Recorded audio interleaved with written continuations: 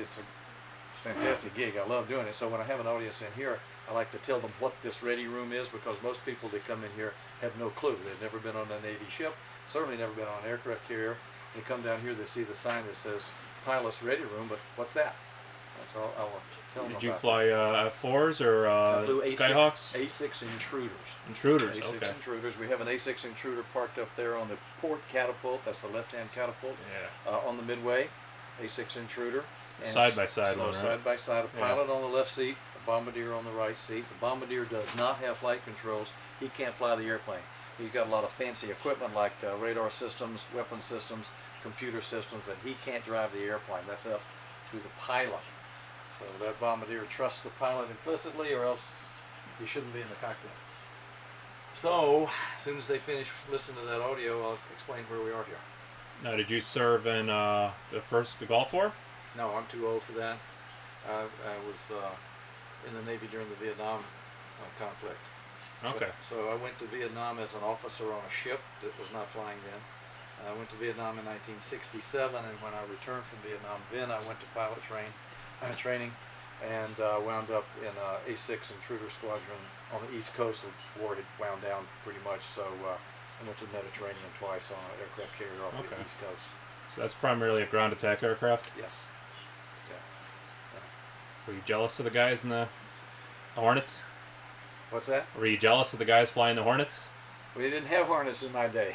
They No? had F4 Phantoms and A7 Corsairs, but You didn't even have F-14s yet? no, did not have F-14. They just entered the fleet as I was leaving the Navy. I left the Navy in 1974, and I think they entered the fleet in 1974. So on my ship we had F4 Phantoms and A7 Corsairs. Okay, can y'all hear me okay back there? I'm going to tell you about where we are, having already established the fact that you've never been on a Navy ship. So this is what we call a ready room, a squadron ready room. So a ship like the Midway had 70 airplanes on it when it was in its last service, 70 airplanes. Probably 6 or 8 of them were helicopters, 4 of them were those radar aircraft, turboprop aircraft with a radome on top. The rest of them were all jets. So the 70 airplanes on the aircraft were divided into units of anywhere from 10 to 13 airplanes. Those units, we call them squadrons. Each squadron had its own airplanes, each squadron had its own set of pilots and weapons officers, and each squadron had its own ready room, and each squadron had its own maintenance team, and so they were not interactive, if you will. So the pilots in this squadron's ready room never flew the airplanes in the squadrons that were on the ship that were not from this squadron. Those pilots in the other squadrons never flew this squadron's airplanes. The maintenance people that worked on this squadron's airplanes never worked on the airplanes from the other squadrons. The only people that were ever allowed in this ready room were the pilots and weapons officers that flew in this particular squadron. Okay? So the guys from the other ready rooms never came in here. We never go into their ready rooms. The seating arrangements in here are by rank.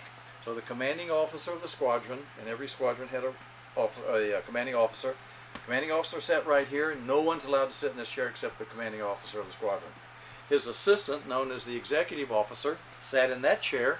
No one's allowed in that chair except the executive officer of the squadron. And all the seating is assigned specifically by rank. So the more junior officers sat in the back, senior officers sat in the front. Okay? So when the ship was underway on a deployment, going to a Liberty port like Singapore, Tokyo, Barcelona, Athens, wherever they go, the pilots and weapons officers from this squadron all socialized ashore. They ate together, they drank together, they partied together, they socialized together. When the ship is actually underway, away from home, Persian Gulf, Mediterranean, North Atlantic, Western Pacific, our wives are all still back in Norfolk or Jacksonville or San Diego, and those wives all socialize together. They don't socialize with the wives from the other squadrons. They don't even know who they are. They socialize with the wives from this particular squadron. Okay? So why do we do all of that? I mean, this becomes almost like a fraternity or like an athletic team, and the reason for it is this, and I think you'll find that it makes sense. Ma'am, if you're going to fly on my wing at night, on a dark and stormy night, in a combat situation over Afghanistan, and the weather's bad, we got to get back to the ship, running low on fuel, All of these things are really dangerous. You're flying on my wing. You know, you want to know what kind of pilot I am, right? You want to know what my character is. You don't want to know if you can trust me to get you back to the ship. And the way you're going to know that is by living with me, eating with me, drinking with me, partying with me. Doing all of that togetherness causes you to know what kind of aviator I am, causes you to know whether you can trust me or not. And it causes me to know whether I can trust you or not. So it's all by design, okay? Now, if you look up on that bulkhead, that's what we call walls on a Navy ship. All of those insignia up there represent real live Navy F-4 Phantom squadrons. Now, the F-4s have all been decommissioned. Now they're all F-18s, but they all are real squadrons. So if you look closely, I'll just show you VF-102, for example. The V is a designation as a Navy aviation unit. The F means it's a fighter unit. And 102 happens to be their numerical assignment. The one next to them is VF-101. It's the Naval Aviation Fighter Squadron number 101. The airplane that I flew was an A-6 Intruder. That's a bomber, an attack aircraft.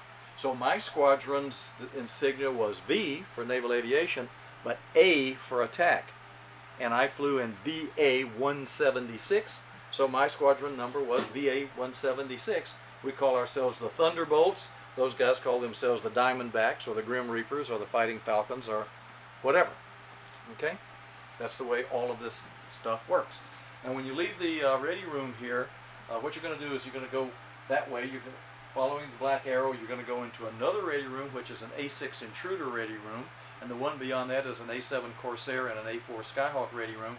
Beyond that is the early warning ready room. So each one of those ready rooms is set up pretty much like this. This is what one really looks like on an operating aircraft carrier. As you go this way, I want to point out to you a display up here. This display is a list of every aerial victory flown by a Navy F-4 Phantom during the Vietnam War. Okay, shows a shoot down of a North Vietnamese MiG. So the first one was in June of 1965. The last one was in January of 1973. This display tells us who the air crew was, both the pilot and the radar officer in the back seat of the F-4, the squadron that it came from. This one right here is from VF-96. There's a VF-96 insignia right there on that bulkhead. It says that it came from the USS Constellation, one of our aircraft carriers, and it shot down a MiG-21 over North Vietnam. So those are the names of real pilots and air crews that were successful in their air activity over North Vietnam. Now, unfortunately, there are some of those names right up there on that list that also appear on this display. And this display is a list of all Navy F-4 Phantom crews that got shot down over North Vietnam during the Vietnam War and were either killed, captured, or we never recovered them.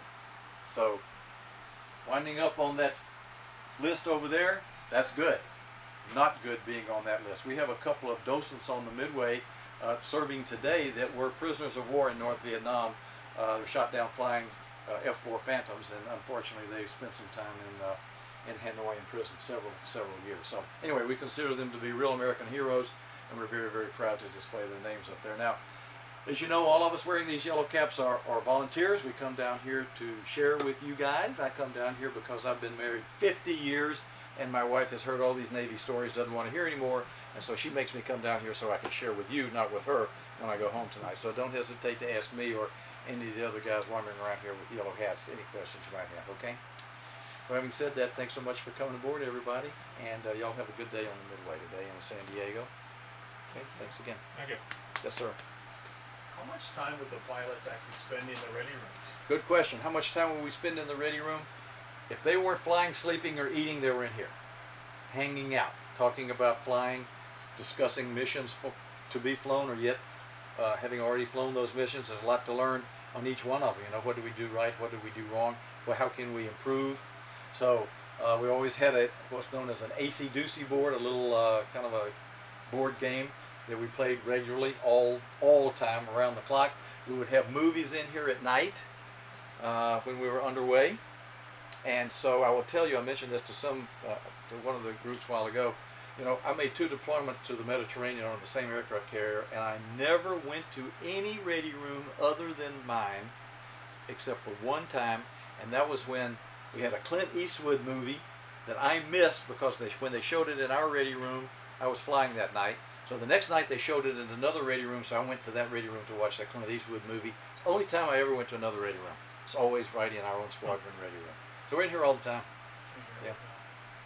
I heard that the F4 Phantom to MiG kill rate wasn't too hot during Vietnam, and that was kind of what led to the Top Gun fighter school. Interesting you should mention that, because Just Hitting the Streets is a book, and the title of the book is Top Gun, An American Story.